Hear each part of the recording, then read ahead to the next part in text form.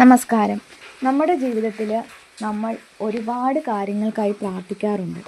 എന്നാൽ ചിലപ്പോൾ നമ്മൾ ആഗ്രഹിച്ച ഫലം ലഭിക്കാറില്ല. എന്താണ് അതിന് കാരണം?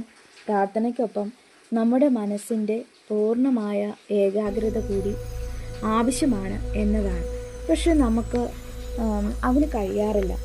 നമ്മുടെ മനസ്സ് പല ചിന്തകളാൽ നിറഞ്ഞിട്ടായിരിക്കും നമ്മൾ പ്രാർത്ഥിക്കുന്നത്. ഇന്ന് ഞാൻ നിങ്ങൾക്ക് പരിചയപ്പെടുത്തുന്നത് ഒരു അത്ഭുത പ്രവർത്തനമാണ്. അപ്പോൾ നമ്മുടെ മനസ്സ് ഏകാഗ്രതയായിട്ട് നിലനിർത്താൻ വേണ്ടി ഞാൻ നിങ്ങൾക്ക് പരിചയപ്പെടുത്തുന്നത് ഒരു അത്ഭുത പ്രവർത്തനമാണ്.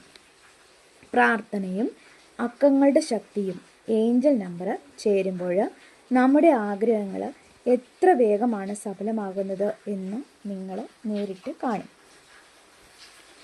അതിനായിട്ട് എന്താണ് ചെയ്യേണ്ടത്? ഈ കാണുന്നതാണ് 11:11. ഇതിനെ മാന്ത്രിക സംഖ്യ എന്ന് വിളിക്കാം. എന്താണ് 11:11? ഇതൊരു മാന്ത്രിക നമ്പർ ആണ്. ബൈബിളിൽ മർക്കോസിൻ്റെ സുവിശേഷം 11:24 പറയുന്നു, പ്രാർത്ഥിക്കുമ്പോൾ നിങ്ങൾ ചോദിക്കുന്നതെന്തും ലഭിക്കണമെന്ന് വിശ്വസിക്കുവിൻ, നിങ്ങൾക്കത് ലഭിക്കും. എന്താണ്? പ്രാർത്ഥിക്കുമ്പോൾ നിങ്ങൾ ചോദിക്കുന്നതെന്തും ലഭിക്കണമെന്ന് വിശ്വസിക്കുവിൻ, നിങ്ങൾക്കത് ലഭിക്കും. അപ്പോൾ ഈ വചനത്തിൻ്റെ ശക്തിയും ഈ അക്കത്തിൻ്റെ ഊർജവും ചേരുമ്പോൾ പ്രപഞ്ചത്തിൻ്റെ വാതിൽ നമുക്കായി തുറക്കപ്പെടും.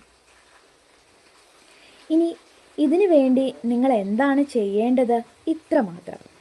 സമാധാനപരമുള്ള ഒരു സ്ഥലത്തിരുന്ന് ആദ്യമായിട്ട് നമ്മൾ എന്താ ചെയ്യുന്നത്? ഒരു നിശബ്ദമായൊരു സ്ഥലത്ത്, അതായത് ഒന്നുമില്ലാത്തൊരു സ്ഥലത്ത് ചെന്നിരിക്കണം. എന്നിട്ട് ഒരു പേപ്പർ എടുക്കണം. അതിൻ്റെ അകത്ത് 11:11 എന്ന് എഴുതുക.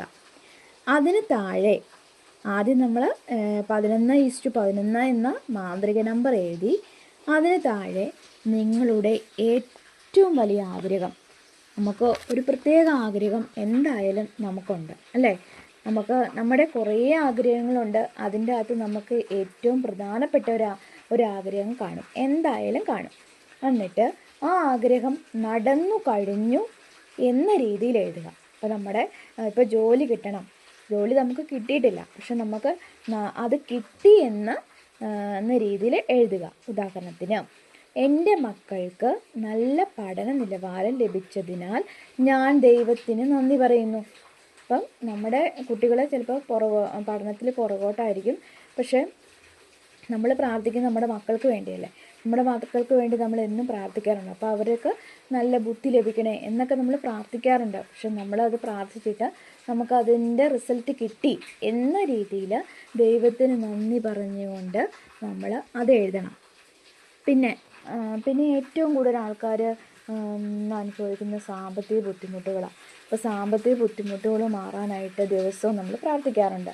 എന്തെങ്കിലും ഒരു സാമ്പത്തിക ബുദ്ധിമുട്ടുകൾ കാണും. അപ്പോൾ അത് മാറാനായിട്ട് നമ്മൾ ദൈവത്തോട് പ്രാർത്ഥിക്കാറുണ്ട്. അപ്പോൾ അത് സാമ്പത്തിക ബുദ്ധിമുട്ടുകൾ മാറിയതിനാൽ ഞാൻ കൃതജ്ഞതയുള്ളവനാണ്, ദൈവത്തോട് നന്ദി പറയുക. നമ്മൾ അങ്ങനെ വേണം എഴുതാൻ. ഇനി ഇത് എഴുതുമ്പോഴും ശ്രദ്ധിക്കണം, നമ്മുടെ ആഗ്രഹങ്ങൾ എഴുതുമ്പോൾ ശ്രദ്ധിക്കണം. ഒന്നാമതായിട്ട് നമ്മൾ 11:11 എന്ന് നമ്മൾ എഴുതണം.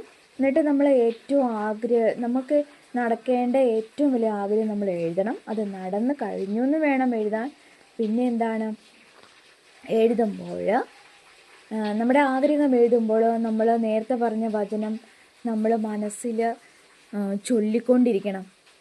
അപ്പോൾ ഈ വചനം ചൊല്ലുമ്പോൾ നമ്മുടെ മനസ്സ് ഈ പ്രാർത്ഥനയിൽ ഇങ്ങനെ മുഴുകിയിരിക്കുമല്ലോ. അപ്പം നമ്മുടെ ആഗ്രഹം നമുക്ക് വേഗം സാധിച്ചു കിട്ടും. അതിന് വേണ്ടിയുള്ള ട്രിക്കാണിത്. അപ്പോൾ എന്താണ് ആ വചനം? മർക്കോസിൻ്റെ സുവിശേഷം 11:24. പ്രാർത്ഥിക്കുമ്പോൾ നിങ്ങൾ ചോദിക്കുന്നതെന്തും ലഭിക്കണമെന്ന് വിശ്വസിക്കുവിൻ, നിങ്ങൾക്കത് ലഭിക്കും. അപ്പം ഈ വചനം ചൊല്ലിക്കൊണ്ട് നമ്മുടെ ആഗ്രഹം എഴുതണം. എത്ര തവണ എഴുതണം? 11 തവണ എഴുതണം. 11 മസ്റ്റാണ്.